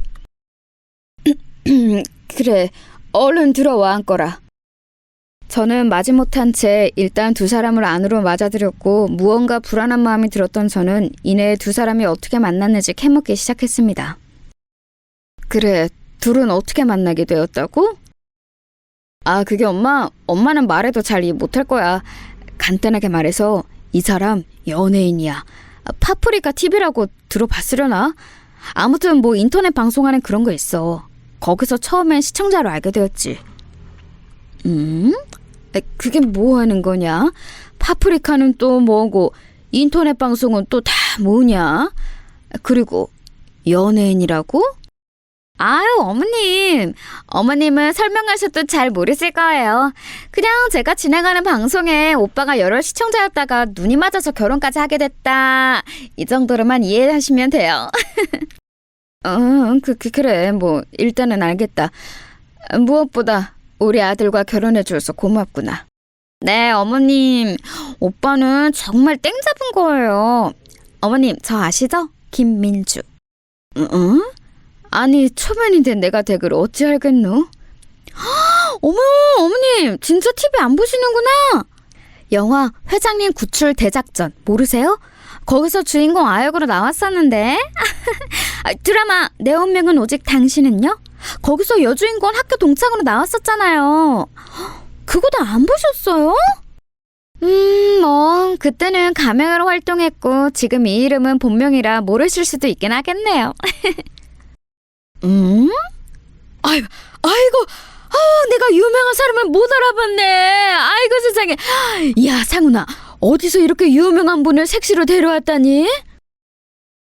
사정상 영화, TV 드라마 제목은 제가 의미로 바꿨지만 이 아이가 출연했다는 작품은 공전의 히트를 기록한 최고의 인기 작품이었습니다. 워낙 TV나 영화를 안 보고 사는 저도 알 정도이니 말 다 했죠. 어쩐지 낯이 익다 했더니 며느라이 될 사람이 문자 그대로 TV에 나오는 연예인이었던 겁니다. 그제서야 첫인상이 마음에 안 들었던 것이 조금 풀리기 시작했습니다. 연예인이며 화장도 짙고 향수도 세게 뿌리고 무엇보다 다소 건반진 태도도 그럴 수 있겠다 싶었습니다. 다른 모든 것보다 우리 아들이 결혼을 할 수만 있다면 며느리 직업이 다 무슨 상관인가 싶었습니다. 그렇게 며느리 소개가 끝나기 무섭게 저는 아들의 결혼을 서두르게 했습니다. 이렇게 유명 인사가 아들과 결혼을 한다는데 혹시라도 마음이 바뀔까 염려되었거든요. 보니까 며느라이는 그 인터넷 방송인가 뭔가로 돈도 꽤 잘 버는 것 같더라고요. 아들 혼자만 벌어서는 힘들 형편에 좋은 집도 전세로 얻어서 신혼집을 마련했습니다. 그 와중에 며느라기의 딱한 사정도 들었습니다. 이 아이도 역시 저처럼 어릴 적에 조실 부모하여 할아버지 할머니 손에 컸다는 것이었습니다. 그래서 두 사람의 결혼식 날 아들의 혼주석엔 저 홀로, 며느리의 혼주석에는 할아버지 할머니가 대신 계시게 되었습니다. 그 모습을 보면서 며느리의 첫인상이 마음에 들지는 않았지만 그래도 무언가 모를 동질감에 짠해지기도 했습니다. 하지만 며느리에 대한 그런 동질감으로 조금이라도 마음이 열릴라 치면 그 아이의 정 떨어지는 행동이 저를 좀처럼 그 아이에게 마음을 열지 못하게 했습니다. 예를 들면 이런 것이었습니다. 꼴에 연예인이라고 가방 같은 것은 한 번도 제 손을 들지 않고 다리가 불편한 아들에게 대신 들게 했습니다. 가끔 방문한 아들네 신혼집은 항상 깔끔하게 청소가 되어 있었는데 알고 보니 며느리는 손도 까딱 안 하고 아들이 전부 청소며 빨래며 다 해놓는 거였습니다. 하루는 그 신혼집에 하루를 묵을 일이 있었는데 방 한켠을 아예 자기 인터넷 방송을 해야 한다면서 꾸며놓고서는 밤늦게까지 음악을 크게 틀고 큰 소리를 내면서 방송을 했습니다. 알고 보니 아들이 칩거하는 동안 방 안에서 들렸던 커다란 음악 소리는 며느라이가 인터넷 방송을 하면서 트는 음악 소리였다는 것도 그제야 알게 되었습니다. 다음 날 일찍 출근해야 하는 아들은 그런 걸 불편해할 만도 했지만 아랑곳 않고 쿨쿨 잠을 잤습니다. 애꿎은 저만 밤새 잠을 설칠 뿐이었습니다. 다음 날 아들은 일찍 출근하고 제가 오전에 아들네 신혼집을 싹 깨끗하게 정리하고 있는데 며느리가 오후가 다 되어서야 일어나서 방에서 나오더니 제게 말했습니다. 뭐야, 어머님 밥 안 해놓으셨어요? 나 배고픈데. 처음 만났을 때도 밥을 차려오라는 식으로 말을 하더니 어쩌다 한번 놀러온 시애미에게 뒤늦게 일어나 밥 안 차려 놓았냐고 하는 꼬라지를 보는데 어느 시애미가 이런 며느리를 예쁘다 하겠어요? 아니, 이제 일어난 거야? 아니, 네가 언제 일어날 줄 알고 밥을 차리니? 얼른 씻고 나와. 지금이라도 간단하게 차려줄 테니까. 어머님, 저 참고로 새우랑 땅콩 알러지 있으니까 그거는 빼주시고요. 고기 반찬은 들어가되 식단 관리해야 하니까 너무 양 많지 않게 해주세요. 해독 주스도 잊지 마시고요. 그럼 씻고 나올게요. 제가 아무리 식당을 운영하는 식당 아줌마라고는 하지만 아무리 그래도 시어머니인데 무슨 식당 아줌마한테 메뉴 주문하듯이 이렇게 툭 던져놓는 게 말이 되나요? 제가 적어도 꼰대 시어머니 소리 듣기 싫어서 최대한 며느라이에게 맞춰주려고 그간에 노력했지만 이건 너무 선을 넘는 것 같아서 매우 불쾌했습니다. 아무래도 나를 잡아서 따끔하게 혼내주어야겠다고 생각을 했습니다. 그리고 그 복수의 날은 머지않아 다가왔습니다. 해마다 제 남편과 시아버지의 기일이 되면 저와 아들은 먼저 간 두 사람을 기리며 조촐하게 제사를 지내곤 했습니다. 제사라고 하기까지엔 거창하지만 그래도 저는 저의 은인과 다름없는 시아버지와 남편을 잊지 않기 위해 또 아들은 자신을 낳아준 아버지의 존재를 계속해서 기억하게 해주고 싶어서 치르는 일종의 의식이었기에 저희는 편의상 제사라고 부르곤 했습니다. 그날도 어김없이 남편과 시아버지의 제삿날이 되었고 며느리는 처음으로 그 제사에 참여하게 되었습니다. 아무리 조촐하게 한다고는 하지만 그래도 남편과 시아버지가 생전에 좋아하던 음식을 직접 만들어 정성스레 제사상에 올리는 일은 빼놓지 않고 매년 해왔습니다. 올해는 며느리와도 그 일을 같이 하면 좋을 것 같아서 소파에 드러누워 있는 며느리를 불렀습니다. 아가, 이리 와서 이것 좀 같이 하자꾸나. 얼른 끝내고 맛있게 먹자. 그런데 돌아온 며느리의 대답이 강원이었습니다. 어머니, 저 같은 영화배우가 집에서 음식하는 거 보셨어요? 저는 그런 거 안 해요. 그리고 저 아무거나 안 먹는 거 아시잖아요. 저는 안 먹어도 괜찮으니까 둘이 먹을 것만 하셔도 돼요. 이러지 뭐예요? 저는 화가 머리끝까지 치밀어 올랐지만 꾹꾹 눌러 참으며 이를 악물고 혼자서 제사상을 준비했습니다. 아들은 저와 며느리의 눈치를 보며 쭈뼛쭈뼛 저를 도와주고 있었습니다. 그런데 며느리는 비스듬히 소파에 누워 TV를 보며 혼자서 박장대소하고 난리가 나질 않겠어요? 어머! 어머! 얘는 왜 이렇게 웃겨? 진짜 웃기다! 거기서 정말 이성의 끈을 잃을 뻔했지만 겨우 한 번 참았는데 이번에는 채널을 돌리다가 아이돌 가수들이 나와서 춤을 추는 것을 보더니 갑자기 일어나서 그 동작을 따라하면서 혼자 신나서 난리 부르스를 추는 것 아니겠어요? 하나, 둘, 셋, 넷! 팔을 이렇게, 골반 이렇게 빼고 우와! 이거 다음 방송 때 해야지? 저는 그제야 모든 인성의 끈을 내려놓고 며느리에게 슬며시 다가가 리모컨을 뺏어서 TV를 뚝 껐습니다. 어머? 아니 어머님, 지금 이게 뭐 하시는 거예요? 지금 나랑 네 남편 음식 준비하느라 고생하는 거 안 보이냐? 네가 안 먹는 건 좋은데 염치가 있으면 와서 좀 도와. 어머님, 제가 몇 번을 말씀드려요. 배우는 이런 거 안 한다고요. 품이 떨어지게 진짜. 뭐가 어째? 저는 말끝마다 배우 하면서 꼬라지를 부리는 며느리에게 회심의 일격을 가했습니다. 야, 에로 배우도 배우냐? 이런 썩을려나? 너 이제 다시는 우리 집안에 발도 들이지 마. 당장 나가. 일로 나와. 네? 아니 어머니, 그걸 어떻게? 아파요 어머니. 저는 당황해하는 며느리의 손모가지를 붙잡고 현관문으로 끌고 가서 밖으로 내쫓은 다음 현관문을 쾅 닫아버렸습니다. 어디서 찬박하게 몸이나 굴리던 년이 뭐? 배우가 어쩌고 어째? 니네들 내가 이혼시킬 테니까 그런 줄 알아. 아니 엄마, 갑자기 왜 그래? 왜 그래? 야, 이 쓸개 빠진 놈아, 넌 뭘 잘했다고 저런 애를 두드네? 너는 머리가 어떻게 됐냐 아니니? 아니 아무리 그래도 그렇지 어떻게 그런 비디오나 찍던 애랑 결혼할 생각을 해? 저희의 이런 대화를 밖에서 듣고 있던 며느리가 현관문을 쾅쾅 두드리며 애타게 말했습니다. 어머님, 제가 다 설명드릴 수 있어요. 제발 문 좀 열어주세요. 썩 꺼지지 못해? 어머님, 제발 한 번만요. 제발 한 번만 해명할 기회를 주세요. 저는 애원하는 며느리는 아랑곳 않고 아들 녀석마저 끌어서 현관문 밖에 내보내고는 그날 다시는 문을 열어주지 않았습니다. 문 밖에서 흐느끼던 며느리와 그런 며느리를 달래주던 아들은 마지못해 어쩔 수 없이 집으로 돌아갔고 그날의 제사는 그렇게 파토가 났습니다. 여러분도 이게 어찌된 일인지 궁금하시죠? 그렇게 콧대 높게 배우라고 자랑하던 며느리가 사실은 에로 배우라니 너무 황당하지 않나요? 사실 이러한 내용을 안 지는 좀 되었습니다. 며느리의 태도가 조금만 덜 건방졌어도 조금만 더 예의가 발랐어도 그러지는 않았을 텐데 계속해서 선을 넘는 며느리 행동에 저는 일단 며느리가 어떤 사람인지 뒷조사가 좀 필요하다는 생각이 들었습니다. 처음에는 컴퓨터도 익숙치 않고 인터넷도 익숙치 않아서 조사하는데 애를 좀 먹었습니다. 아들도 몰래 뒷조사하는 거라 아들한테 부탁할 수도 없어서 주민센터에서 여는 컴퓨터 교실에 등록을 해서 컴퓨터를 배우기도 했습니다. 그렇게 기본적인 인터넷 활용 능력이 생기자 가장 먼저 며느리의 이름 석자를 쳐보니 역시 나오는 것은 별것 없었고 최근에 하는 인터넷 방송들만 몇 개 뜨는 것이었습니다. 저는 일단 그거라도 뭔지 파악하기 위해서 한번 틀어보았는데 세상에 유부녀라는 녀석이 세상 야하게 옷을 입고 나와서는 크게 음악을 틀고 세상 요염한 춤을 춰대는데 제 눈에는 이게 옷만 안 벗었지 소위 말하는 직업 여성이나 다를 바가 없게 보였습니다. 그런데 방송에 참여한 사람들에게 오빠 오빠 거리면서 그 사람들이 후원하는 돈에 맞춰서 이런저런 춤을 답례로 춰주는데 그 부분을 정말 눈뜨고 보기 힘들었습니다.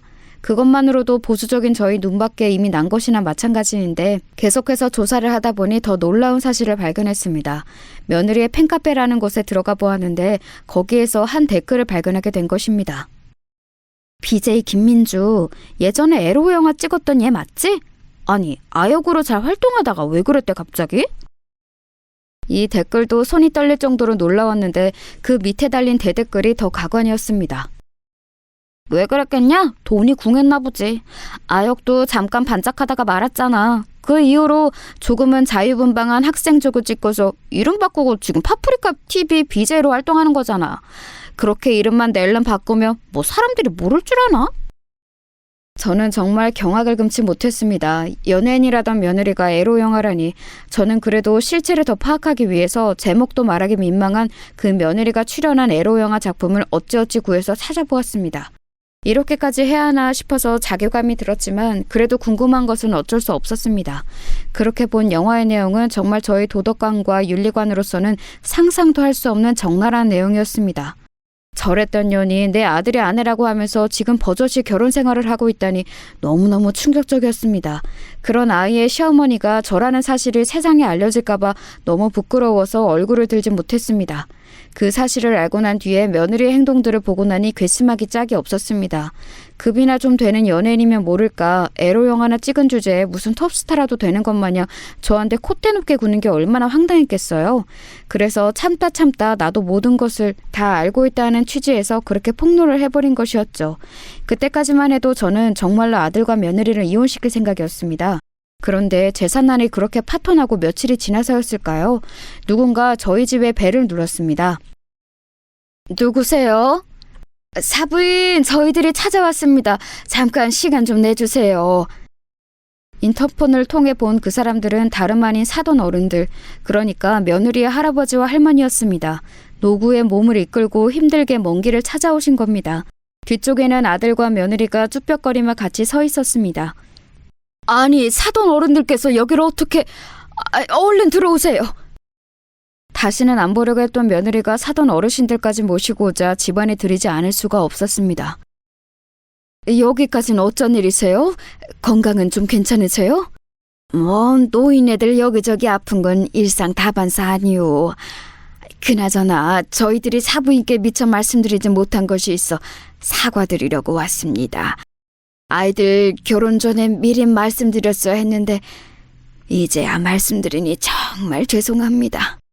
사돈 어른께서 말씀을 이어가시는데 아무래도 며느리 일로 찾아오신 것을 어렵지 않게 알 수 있었습니다. 사부인, 민주 이 녀석이 어릴 때 지 엄마 아빠 잃고 우리 밑에서 자라면서 고생을 많이 했어요. 그래도 어릴 때부터 예쁘장하게 생겨서 여기저기 TV에 나오게 해주겠다면서 명함을 많이 받았었죠. 그래서 아예 중학교 때부터는 본격적으로 아역 배우 활동을 시작했어요. 그때는 나름 인기도 있고 팬클럽도 있어서 이 아이 인생이 잘 풀릴 줄 알았다오. 그런데 몇 년이 지나지 않아 이전 기획사에서 계약 위반이라며 이 아이가 피소를 당했고 억울한 상황 속에서 패소를 하게 되어 엄청난 빚을 또 안게 되었습니다. 아휴, 하늘도 무심하시지. 그때쯤에는 제가 하던 가게도 쫄딱 망해서 저도 이 아이를 도와줄 수 없는 상황이었습니다. 그런데 그렇게 몇 개월이 지났을까요? 이 녀석이 어디서 돈 뭉치를 한 다발 들고 오더니 자신은 빚은 다 갚았고 할아버지 가게도 이 돈으로 다시 시작하라고 하지 않겠어요? 이 돈이 어디서 난 것인지 캐물었으나 이 녀석은 묵묵부담이었고 그 뒤로는 집을 나가서 오랫동안 연락이 되질 않았어요. 저희는 그때 직감을 했습니다. 아, 이 녀석이 무언가 잘못된 선택을 했구나. 그래서 그때 받은 돈은 한 푼도 쓰지 않고 그대로 두었답니다. 그러다가는 어느새 결혼을 하겠다고 손주 사위를 데리고 오더군요. 정말 고맙게도 손주 사위가 그런 이 아이의 모든 과거를 다 알고서도 받아주고 감싸주었다고 하더이다. 상처가 있는 사람들끼리 잘 보듬어가면서 살아보자고 했다죠. 우리가 정말 손주 사위 복은 있나 봅니다. 사돈 어른께서 그 말씀을 하실 때쯤 며느리와 남편은 뒤에서 말없이 눈물을 훔치고 있었습니다. 사돈 어른은 계속 말씀을 이어나갔습니다. 제가 이 아이에게 그래도 시어머니 되실 분에게 말씀은 미리 드려야 하지 않겠니? 했는데 몹시 망설이더군요. 그래서 이 아이가 알아서 하게 내비두었는데 하필이면 사부인께서 먼저 일을 아시게 되어 얼마나 죄송하고 민망한지 고개를 못 들겠습니다. 아니, 사돈 어르신들께서 죄송하실 일은 아니죠. 아닙니다. 이 녀석이 사부인께 무례하고 철없이 굴었다는 얘기 전해 들었습니다. 엄마 아빠 없이 자라서 예의를 제대로 배우지 못하고 자랐어요. 이 할애비 할미가 어떻게든 잘 키워보려고 했으나 그런 세세한 부분까지 잘 교육하지 못했습니다. 정말 죄송합니다.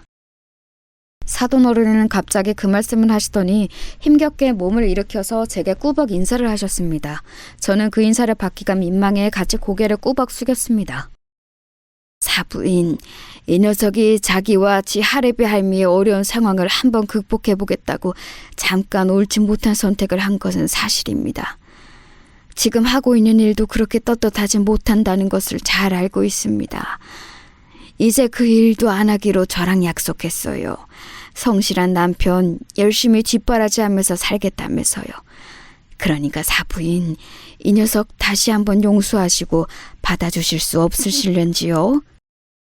사돈 어린이 그 말씀을 마치시는데 며느리가 끝내 크게 울음을 터뜨리면서 말했습니다. 어머니, 정말 죄송해요. 제가 철이 없었어요. 그래도 집안에서나마 대접받고 싶었어요.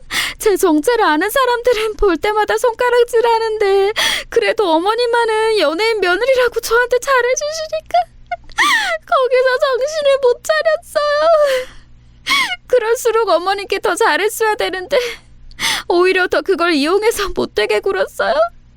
정말 죄송해요. 사돈 어른 내외가 직접 며느리를 데리고 와서 이렇게까지 사과를 하시는데 제가 더 이상 이 결혼을 미루고 말고 할 상황이 못 되었습니다. 사돈 어르신, 사부인 어르신, 이렇게까지 먼 길 직접 찾아와서 손녀딸을 위해 해명하시는 모습을 보니 제가 적어도 훌륭하고 바른 집안과 사돈을 맺었다는 생각에는 변함이 없습니다. 사실 제 윤리관과 도덕관으로는 며느리가 과거 몸담았던 그 분야가 이해가 되지 않는 것도 사실이지만 그게 이제와 생각하면 다 무슨 의미가 있겠어요. 상훈이 저 녀석 죽다 살아나서 평생 불구의 몸으로 방구석에서 생을 마쳤을지도 모르는데 그런 저 녀석을 일으킨 게 민주라죠. 민주는 제게도 은인이나 마찬가지입니다. 하는 행동에 철이 없어서 잠시 혼을 내주려고 했던 건데 이렇게 사돈 어르신들까지 오셔서 일이 커질 줄은 몰랐습니다. 제 불찰입니다. 저도 사과드리겠습니다. 저 역시 몸을 일으켜 고개를 푹 숙이며 사돈 어르신들께 인사를 올렸습니다. 네, 사실이 그랬습니다. 아무것도 안 하고 방 안에서 죽을 날만 기다리던 제 아들, 그 아들을 휠체어에서 일으키고 방문 밖을 나서게 만들고 결국에는 사람 구실하게 만든 것은 며느리의 공이 가장 컸습니다. 아들은 허무한 마음에 이런저런 자극을 찾으면서 결국 그런 선정적인 인터넷 방송에도 눈독을 들이게 되었는데 그러다 만난 며느리의 채널은 무언가 달랐다고 합니다. 한없이 선정적인 다른 채널들과는 다르게 며느리의 채널은 고민도 들어주고 인생의 상담도 해주는 그런 곳이었다고 합니다. 하루는 아들이 용기 내어 자신의 처한 상황을 채팅창에 공유한 적이 있는데 며느리가 희망을 잃지 않고 힘을 내면 반드시 다시 걸을 수 있을 것이라고 용기를 북돋아 주었다고 합니다. 그 말에 용기를 얻은 아들이 재활훈련을 시작했고 그 과정에서 며느리는 계속 아들을 응원해 주었다고 합니다. 아들이 드디어 목발 없이 걷게 된 날 용기 내어 며느리에게 데이트 신청을 했고 의외로 흔쾌히 데이트 신청을 받아준 며느리와 아들이 만남이 그렇게 시작된 거였습니다. 과거 무슨 비디오를 찍고 이런 것은 아들한테 중요하지 않았습니다. 죽은 몸과 다름없는 자신을 한 사람의 사회인으로 살려낸 사람이니까요. 앞서 천박하게 몸을 굴렸다고 했던 건 제가 홧김에 한 말이지 사실은 제가 그렇게 함부로 말해선 안 되는 거였습니다. 제 아들의 은인이고 자신과 가족의 빚을 청산하기 위해 어쩔 수 없이 한 선택이었는데 저도 그 부분에 대한 이해가 너무 부족했던 거죠. 그래서 그 부분도 며느리에게 정식으로 사과했습니다. 아가, 나도 너한테 심하게 말한 건 미안하다. 사실 조금 철이 없어서 그렇지. 우리 아들한테 이런 귀인이 어디 있겠니? 앞으로는 우리 싸우지 말고 사이좋게 즐겁게 살자꾸나. 그렇게 그날의 모임은 제삿날과는 정반대로 아주 훈훈하게 마무리되었습니다. 그 이후로 저희가 어떻게 지내고 있냐고요? 며느리는 모든 인터넷 방송을 정리하고 제 식당에 나와서 저희 일을 돕고 있습니다. 의외로 음식 솜씨가 좋고 홀서빙도 잘해서 손님들도 아주 많이 좋아한답니다. 아들 녀석은 여전히 성실하게 회사 생활을 잘하고 있고 얼마 안 있으면 예쁜 손주도 태어날 예정입니다. 제가 서두에서는 며느리를 아주 나쁘게만 묘사하고 끝날 것처럼 얘기했지만 어느새 미운정이 들었는지 작게나마 며느리에 대한 애정을 담아 끝내게 되었네요. 아마도 제가 중간에 언급했던 부모 없이 자란 어떤 동질감 때문이겠죠. 앞으로도 살면서 며느리에 대한 안 좋은 감정이 들 때마다 이 동질감을 기억하면서 더불어 잘 살아가 보려고 합니다. 제가 준비한 사연은 여기까지입니다. 모두 좋은 하루 보내세요.